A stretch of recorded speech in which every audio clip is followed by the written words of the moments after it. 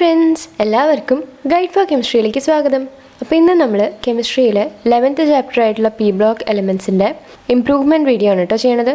അപ്പോൾ ഇതിനു മുമ്പ് നമ്മൾ ഇംപ്രൂവ്മെൻറ്റിനെ ബേസ് ചെയ്തിട്ടുള്ള കുറേ വീഡിയോസ് ചെയ്തിട്ടുണ്ടായിരുന്നു. സോ അത് ആരെങ്കിലും കാണാത്തവരുണ്ടെങ്കിൽ ആ ബട്ടൺ ഒന്ന് ക്ലിക്ക് ചെയ്യുക. അപ്പോൾ നിങ്ങൾക്ക് എൻ്റെ പ്ലേലിസ്റ്റിലേക്ക് പോകാൻ സാധിക്കും. അപ്പോൾ ഞാൻ വീഡിയോസ് ഇടാൻ വൈകണത് എന്താണെന്ന് വെച്ചാൽ ഞാൻ എൻ്റെ നോട്ട്സ് എഴുതിയിട്ട് അത് പ്രസൻറ്റ് ചെയ്തിട്ടാണ് വീഡിയോ എടുക്കാറ്.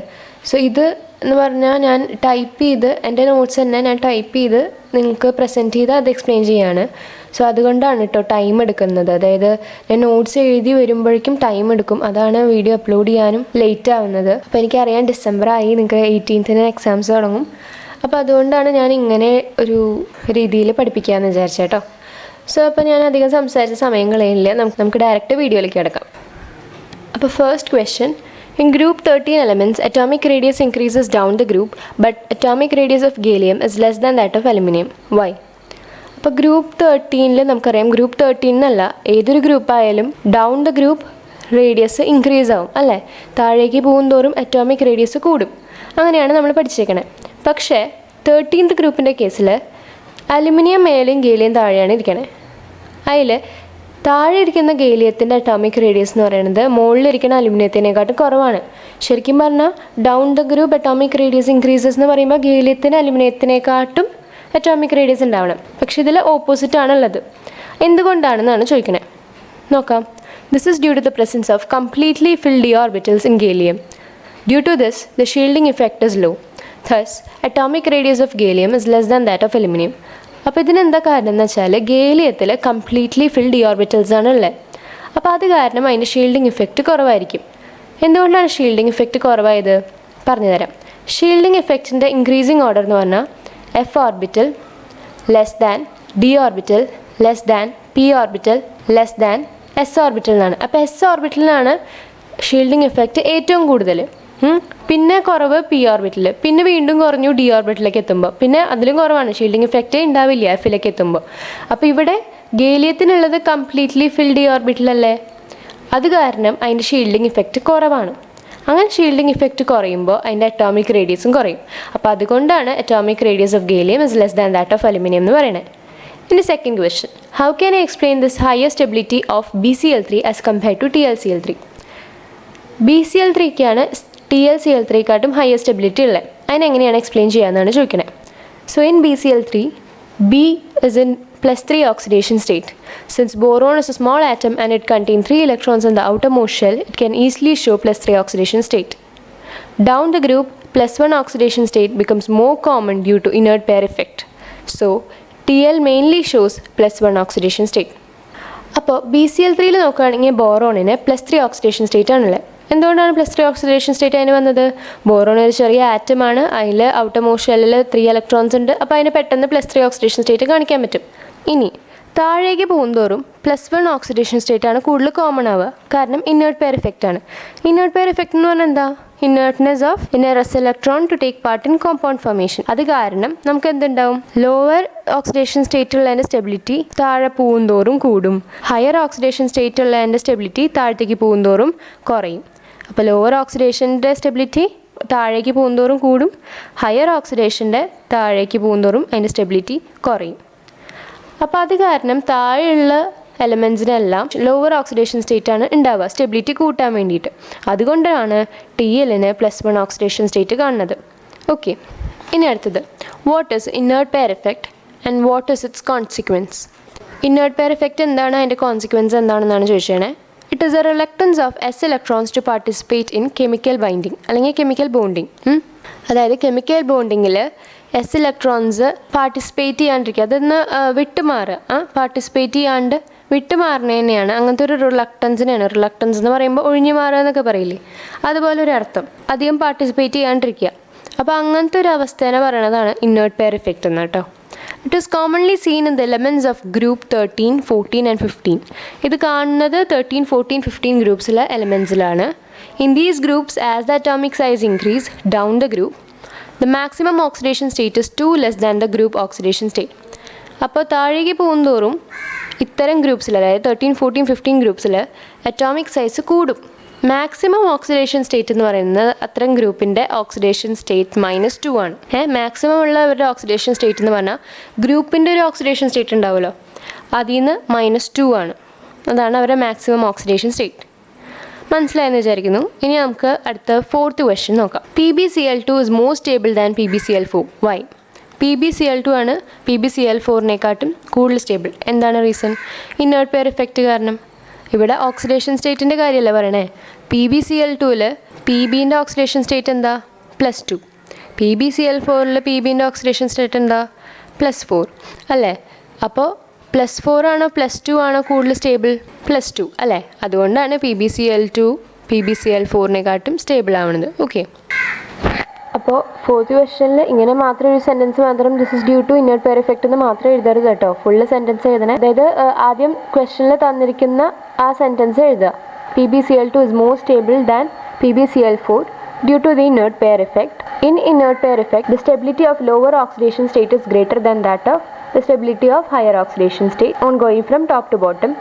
So, in PbCl2, since Pb is having +2 oxidation state, it is more stable than the Pb in PbCl4 which is having an oxidation state of +4. Okay, അങ്ങനെ പറഞ്ഞിട്ട് വേണം എഴുതാൻ കേട്ടോ. ഒറ്റ സെൻറ്റൻസിൽ എഴുതരുത്. 1 word ഒക്കെ ആണെങ്കിൽ പിന്നെയും കുഴപ്പമില്ല. എന്നാലും നിങ്ങൾ മാക്സിമം മാർക്ക് കളയാണ്ടിരിക്കാൻ വേണ്ടിയിട്ട്, ഇമ്പ്രൂവ്മെൻ്റ് ആയതുകൊണ്ട് നിങ്ങൾ മാക്സിമം മാർക്ക് കളയാണ്ടിരിക്കാൻ വേണ്ടിയിട്ട് കംപ്ലീറ്റ് ആയിട്ട് തന്നെ എക്സ്പ്ലെയിൻ ചെയ്തോളൂ. ഓക്കെ, അടുത്തത് 5th question. Give the structure of aluminium chloride. AlCl3ൻ്റെ സ്ട്രക്ചർ കൊടുക്കാൻ പറയാണ്. ആദ്യം തന്നെ ഒരു സെൻറ്റൻസ് അതിനെ പറ്റിയിട്ട് എഴുതുക. അത് കഴിഞ്ഞിട്ട് സ്ട്രക്ചർ വരയ്ക്കുക കേട്ടോ. അങ്ങനെയാണ് ചെയ്യേണ്ടത്. In AlCl3, there are only 6 electrons around the central atom aluminum. AlCl3-ൽ അലുമിനിയത്തിന് ചുറ്റും, അലുമിനിയം ആണല്ലോ സെൻട്രൽ ആറ്റം, അപ്പോൾ അതിന് ചുറ്റും 6 ഇലക്ട്രോൺസ് മാത്രമേ ഉള്ളൂ. In order to attain stability, it exists as dimer. അതായത് സ്റ്റേബിൾ ആവാൻ വേണ്ടിയിട്ട് അത് ഡൈമറായിട്ട് നിൽക്കും, ഡബിളായിട്ട് നിൽക്കും. ആ ഡൈമറാണ് AlCl3 twice. അപ്പോൾ അതിൻ്റെ സ്ട്രക്ചറാണ് ഇവിടെ കാണിച്ചു തരുന്നത്. 2 Al ഉണ്ട്, അതിന് ചുറ്റിപ്പറ്റി 4 ക്ലോറിൻസ് ഉണ്ട്. മൊത്തത്തിൽ 6 ക്ലോറിൻസ്, 2 അലുമിനിയം. അതിൻ്റെ ആംഗിളും പിന്നെ ലെങ്ത്തും എല്ലാം ഇവിടെ നോട്ട് ചെയ്തിട്ടുണ്ട്. അപ്പോൾ ഇതെല്ലാം പഠിക്കണം കേട്ടോ. ആംഗിളും അതിൻ്റെ ബോണ്ട് ലെങ്ത്തും പിന്നെ എവിടേക്കാണ് അലുമിനിയം ക്ലോറിനൊക്കെ പ്ലേസ് ചെയ്തതെന്നൊക്കെ ശ്രദ്ധിക്കണം കേട്ടോ. 6th question. What is borax? What is the action of heat on it? എന്താണ് ബൊറാക്സ്? അതിനെ ഹീറ്റ് ചെയ്താൽ എന്താണ് സംഭവിക്കുക നോക്കാം. It is sodium tetraborate decahydrate with a formula Na2B4O7.10H2O. അപ്പോൾ ബൊറാക്സ് എന്ന് പറഞ്ഞാൽ സോഡിയം ടെട്രാബൊറേറ്റ് ഡെക്കാഹൈഡ്രേറ്റ് ആണ്. അതിൻ്റെ ഫോർമുല എന്ന് പറയുന്നത് Na2B4O7.10H2O. പേടിക്കണ്ട, ഈ പേരൊന്നും കേട്ടിട്ട് നമുക്ക് നോക്കാം എങ്ങനെയാണത് എളുപ്പത്തിൽ മനസ്സിലാക്കുക നോക്കാം. ബൊറാക്സ് അല്ലേ? സോ ആദ്യം ഫോർമുല നോക്കുക. ഫോർമുലയിൽ നിന്ന് പിന്നെ പേരുണ്ടാക്കുക എളുപ്പമാണ്. Na2B4O7.10H2O. ഇത്രയും പഠിച്ചു വയ്ക്കുക. ബൊറാക്സ് അല്ലേ? ബോറോൺ എന്തായാലും ഉണ്ടാവും, പിന്നെ ഒരു ഓക്സിജനും ഉണ്ടാവുമെന്ന് വിചാരിച്ചോളൂ. ഒപ്പം ഒരു സോഡിയം ഉണ്ട്. ആദ്യം അങ്ങനെ വിചാരിക്കുക. അപ്പോൾ Na2B4O7.10H2O വെള്ളം കൂടി ചേർന്നു. അപ്പോൾ Na2B4O7.10H2O ഈ ഫോർമുല ആദ്യം പഠിച്ചു വയ്ക്കുക. അതിനുശേഷം ഇതിൻ്റെ പേരുണ്ടാക്കാൻ നോക്കുക. അതായത് സോഡിയം ആദ്യം ഇരിക്കുന്നുണ്ട്. സോ സോഡിയം, പിന്നെ ടെട്രാബൊറേറ്റ്. ടെട്രാബൊറേറ്റ് എന്ന് പറഞ്ഞാൽ ടെട്ര എന്ന് പറഞ്ഞാൽ എന്താ? 4. ബോറേറ്റ് എന്ന് പറഞ്ഞാൽ ബോറോണുണ്ട് ഓക്സിജനും ഉണ്ട്. അപ്പം B4O7 അങ്ങനെ വിചാരിക്കാം. അപ്പം Na2B4O7 അത്ര വരെ. അപ്പോൾ സോഡിയം ടെട്രാബൊറേറ്റ് വരെ എത്തിയിട്ടോ. ഡെക്കാഹൈഡ്രേറ്റ്. ഡെക്ക എന്ന് പറഞ്ഞാൽ എന്താ? 10. ഹൈഡ്രേറ്റ് എന്ന് പറഞ്ഞാലോ വെള്ളം അല്ലേ? സോ Na2B4O7.10H2O ഇതാണ് സോഡിയം ടെട്രാബൊറേറ്റ് ഡെക്കാഹൈഡ്രേറ്റ്. ഇതിനെയാണ് ബൊറാക്സിന് ഷോർട്ടായിട്ട് വിളിക്കുക. അപ്പോൾ ഈ പേരെന്തായാലും പഠിച്ചു വെച്ചോളൂ കേട്ടോ. ഈ ലെങ്തി ആയിട്ടുള്ള നെയിം എന്തായാലും പഠിച്ചു വെച്ചോളൂ. ഇനി on heating borax first loses water molecules and സ്വെൽസ് up. അപ്പോൾ ഇതിൽ വാട്ടർ മോളിക്യൂൾസ് ഉണ്ട് ബൊറാക്സിൽ അല്ലേ? 10H2O 10 വെള്ളം ഉണ്ട്. അപ്പോൾ ആദ്യം തന്നെ ഇതിനെ ഹീറ്റ് ചെയ്യുമ്പോൾ വെള്ളം പോവും. അങ്ങനെ ഒരു ലോജിക്കൽ ആലോചിക്കുക. ആദ്യം തന്നെ വെള്ളമുള്ള ഒരു സബ്സ്റ്റൻസിനെ ഹീറ്റ് ചെയ്താൽ വെള്ളം ആദ്യം പോവും അല്ലേ? ഇതിൻ്റെ കേസിൽ വെള്ളം പോവും, എന്നിട്ട് അത് സ്വെൽ ചെയ്യാൻ തുടങ്ങും, വീർക്കാൻ തുടങ്ങും. On further heating it turns in to a transparent liquid. വീണ്ടും അതിനെ ഹീറ്റ് ചെയ്താൽ അത് ട്രാൻസ്പെറൻ്റ് ആയിട്ടുള്ളൊരു ലിക്വിഡായിട്ട് മാറും. Which solidifies in to glass like material known as borax bead. അപ്പോൾ അങ്ങനെ ട്രാൻസ്പെറൻ്റ് ആയിട്ടുള്ള ലിക്വിഡ് പിന്നീട് ഒരു ഗ്ലാസ് ലൈക്ക് മെറ്റീരിയൽ പോലെ സോൾഡിഫൈ ചെയ്യും. അങ്ങനെ സോൾഡിഫൈ ചെയ്ത് നമുക്ക് കിട്ടുന്ന ഗ്ലാസ് ലൈക്ക് മെറ്റീരിയലാണ് ബൊറാക്സ് ബീഡ്. ഓക്കെ, അപ്പോൾ ആദ്യം ജസ്റ്റ് ഒന്ന് ഹീറ്റ് ചെയ്യുമ്പോൾ വെള്ളം പോവും, അപ്പോൾ അത് സ്വെല്ല് ചെയ്യാൻ തുടങ്ങും. വീണ്ടും ഹീറ്റ് ചെയ്യുമ്പോൾ അത് ട്രാൻസ്പെറൻറ്റ് ലിക്വിഡ് ആവും, പിന്നെ അത് സോൾഡിഫൈ ചെയ്തൊരു ഗ്ലാസ് ലൈക്ക് മെറ്റീരിയൽ ആവും. അതാണ് ബൊറാക്സ് ബീഡ്. മനസ്സിലാക്കി പഠിക്കുക കേട്ടോ. ഇതൊക്കെ ഒരു രസമായിട്ട് എടുക്കുക. നിങ്ങൾ ഇമാജിൻ ചെയ്യുക പഠിക്കുമ്പോൾ. സമയമില്ല എന്നറിയാം, എന്നാൽ കൂടിയും നമ്മൾ പഠിക്കുമ്പോൾ മനസ്സിലാക്കി പഠിക്കണമെങ്കിൽ ഇമാജിൻ ചെയ്ത് നോക്കുക. ഇങ്ങനെ ബൊറാക്സ് ഇരിക്കുന്നു, അതിനെ ഹീറ്റ് ചെയ്യുമ്പോൾ അതിന് വെള്ളം പോകണം, അപ്പോൾ അത് വീർക്കണു. ആ വീർത്ത് കഴിഞ്ഞിട്ട് വീണ്ടും അതിനെ ഹീറ്റ് ചെയ്യുമ്പോൾ അതൊരു ലിക്വിഡായി ട്രാൻസ്പെറൻറ്റ് ലിക്വിഡായിട്ട് മാറുന്നു. അത് കഴിഞ്ഞ് അത് സോൾഡിഫൈ ചെയ്യാണ്, അപ്പോൾ ഒരു ഗ്ലാസ് ലൈക്ക് മെറ്റീരിയലായി. അതിനെ ബൊറാക്സ് ബീഡ് എന്ന് വിളിച്ചു. ഓക്കെ, അപ്പോൾ ഇത്രയാണ് ഇതിൻ്റെ ആൻസർ. ഇനി 7th ക്വസ്റ്റ്യൻ നോക്കാം. What is borax bead test? എന്താണ് borax bead test? Borax bead എന്താണെന്ന് നമ്മൾ അറിഞ്ഞു കഴിഞ്ഞു. ഒരു ഗ്ലാസ് ലൈക്ക് മെറ്റീരിയലാണ്, സോൾഡിഫൈ ചെയ്തിട്ടൊക്കെയാണ് കിട്ടണേ അല്ലേ. ഇനി അതിനെ ഹീറ്റ് ചെയ്യാണ് നമ്മൾ. ബൊറാക്സ് ബീഡ് ടെസ്റ്റിൽ നമ്മൾ ബൊറാക്സിനെ ട്രാൻസിഷൻ മെറ്റൽസ് ആയിട്ട് ഹീറ്റ് ചെയ്യുന്നു. So on heating borax with transition metals coloured beads are formed. ഈ ഉണ്ടായിരുന്ന ബീഡ്സ് കളേർഡായി. So borax bead test can be use to identify transition metals. അപ്പോൾ ട്രാൻസിഷൻ മെറ്റൽസിനെ കണ്ടുപിടിക്കാൻ വേണ്ടിയിട്ട് ബൊറാക്സ് ബീഡ് മെത്തേഡ് യൂസ് ചെയ്യാറുണ്ട്. കാരണം എന്താ വെച്ചാൽ ട്രാൻസിഷൻ മെറ്റൽസ് കളർ കാണിക്കേണ്ടതാണ്. കളർ ഉണ്ട് അവർക്ക്, ട്രാൻസിഷൻ മെറ്റൽസിന് കളേഴ്സ് ഉണ്ട്.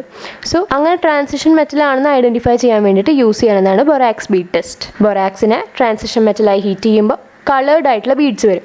അപ്പോൾ നമുക്ക് മനസ്സിലാക്കാം, അത് ട്രാൻസിഷൻ മെറ്റൽ കൊണ്ട് ചെയ്തുകൊണ്ടാണ് ഇങ്ങനെ കളർ വന്നത്. So borax bead test can be use to identify transition metals. ഇനി അടുത്തത് 8th question. An aqueous solution of borax is basic in nature. Justify. അതായത് ബൊറാക്സിൻ്റെ ഒരു aqueous സൊല്യൂഷൻ, വാട്ടർ കണ്ടന്റ് ഉള്ള സൊല്യൂഷൻ ബേസിക് ആയിട്ടാണ് ഇരിക്കുക. എന്തുകൊണ്ടാണെന്നാണ് ചോദിക്കണേ. നോക്കാം. Borax dissolves in water to give NaOH and orthoboric acid.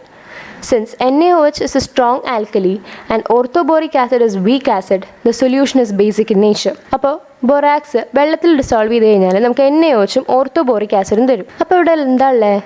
NaOH ഒരു സ്ട്രോങ് ആൽക്കലിയാണ് അല്ലേ. കാരണം നമുക്ക് NaOH ആണ്. ആ NaOH എന്ന് പറയുന്നത് സ്ട്രോങ് ആൽക്കലിയാണ്. ഓർത്തോബോറിക് ആസിഡ് എന്ന് പറഞ്ഞാൽ വീക്ക് ആസിഡാണ്. അത് മനസ്സിലാക്കിക്കോളൂ അറിയില്ലെങ്കിൽ. ഓർത്തോബോറിക് ആസിഡ് ഒരു വീക്ക് ആസിഡാണ്. അപ്പോൾ സ്ട്രോങ് ആൽക്കലിയും ഒരു വീക്ക് ആസിഡും കൂടി ചേർന്ന് നമുക്ക് ബേസിക് നേച്ചറാണ് കിട്ടുക. ആൽക്കലി എന്ന് പറഞ്ഞാൽ എന്താ? ബേസിക് നേച്ചറുള്ള ഒരാൾ. ആ ബേസിക് നേച്ചർ സ്ട്രോങ് ആണെങ്കിൽ അതിൻ്റെ ഒപ്പം ഇരിക്കുന്ന ആസിഡ് വീക്ക് ആണെങ്കിൽ മൊത്തത്തിൽ അത് കാണിക്കുക ഏത് നേച്ചറായിരിക്കും? ബേസിക് അല്ലേ. അപ്പോൾ അതുകൊണ്ടാണ് aqueous solution of borax basic നേച്ചറിൽ വരുന്നത്. കാരണം ബൊറാക്സിനെ വെള്ളമായിട്ട് ഡിസോൾവ് ചെയ്യുമ്പോൾ അത് NaOHും ഓർത്തോബോറിക് ആസിഡാണ് തരിക. അതിൽ തന്നെ NaOH സ്ട്രോങ് ആൽക്കലിയാണ്, അതായത് strong ബേസാണ്.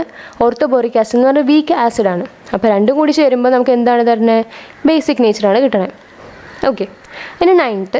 Orthoboric acid is monobasic even though it contains 3 hydrogen atoms. Why? അപ്പോൾ ഓർത്തോബോറിക് ആസിഡ് മോണോബേസിക് ആണ്.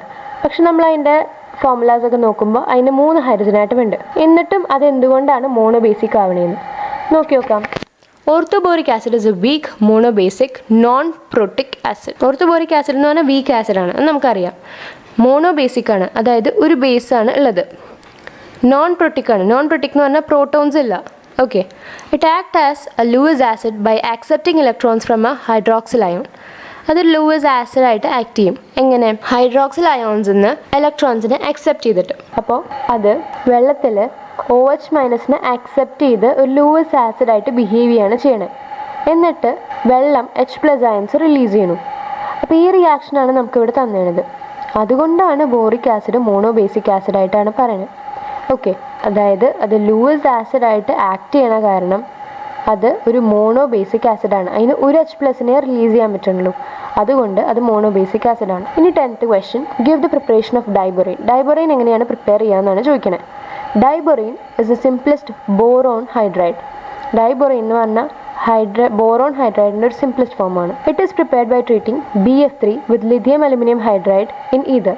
അപ്പോൾ ഈതറിൻ്റെ പ്രസൻസിൽ BF3നെയും ലിഥിയം അലുമിനിയം ഹൈഡ്രൈഡിനെയും കൂടി ഒന്നിപ്പിച്ചിട്ടാണ് നമുക്ക് ഡൈബൊറൈൻ കിട്ടണത്. അതിൻ്റെ ഇക്വേഷനാണ് ഇവിടെ തന്നിരുന്നത്. 4BF3 + 3LiAlH4 gives 2B2H6 + 3LiF + 3AlF3. Okay. അപ്പോൾ B2H6 എന്ന് പറയുന്നതാണ് ഡൈബൊറൈൻ. ഇനി വേറൊരു മെത്തേഡും കൂടിയുണ്ട്. It is prepared industrially by the reaction of BF3 with sodium hydride. NaHും BF3യും കൂടി ചേർന്ന് 450 കെൽവിനിൽ വെച്ചാൽ ഇൻഡസ്ട്രിയലി നമുക്ക് അങ്ങനെ ഡൈബൊറൈനെ പ്രിപ്പയർ ചെയ്യാം. അതാണ് ഇവിടെ ഇക്വേഷൻ തന്നെയാണ്. BF3 + 6NaH 450 കെൽവിനിൽ gives 2B2H6 + 6NaF. Okay, അപ്പോൾ ഇങ്ങനെയാണ് ഡൈബോറൈനെ പ്രിപ്പയർ ചെയ്യുക. രണ്ട് രീതിയിൽ പ്രിപ്പയർ ചെയ്യാം. ഇൻഡസ്ട്രിയിലും പ്രിപ്പയർ ചെയ്യാം. അല്ലാണ്ടുള്ള പ്രിപ്പറേഷൻ എന്ന് പറയുന്നത് ലിഥിയം അലുമിനിയം ഹൈഡ്രൈഡിനെ ഈതറിൻ്റെ പ്രസൻസിൽ വെച്ച് BF3 ആയിട്ട് റിയാക്ട് ചെയ്യിപ്പിക്കാം. ഇൻഡസ്ട്രിയലി പ്രിപ്പയർ ചെയ്യുകയാണെങ്കിൽ NaHനെ 450 കെൽവിനിൽ വെച്ച് BF3 ആയിട്ട് റിയാക്ട് ചെയ്യിപ്പിക്കുക. അങ്ങനെയും ഡൈബോറൈൻ കിട്ടും. അപ്പോൾ ഈ രണ്ട് രീതി എഴുതിയാൽ നിങ്ങൾക്ക് ഒരിക്കലും മാർക്ക് പോവില്ല. അപ്പോൾ ഇങ്ങനത്തെ ഒരു ക്വസ്റ്റ്യൻ വരുമ്പോൾ രണ്ട് രീതിയിൽ എഴുതാം കേട്ടോ. ഇനി നമുക്ക് ബാക്കിയുള്ള കൺസെപ്റ്റ്സ് അടുത്ത വീഡിയോയിൽ പഠിക്കാം കേട്ടോ. So till then, thank you.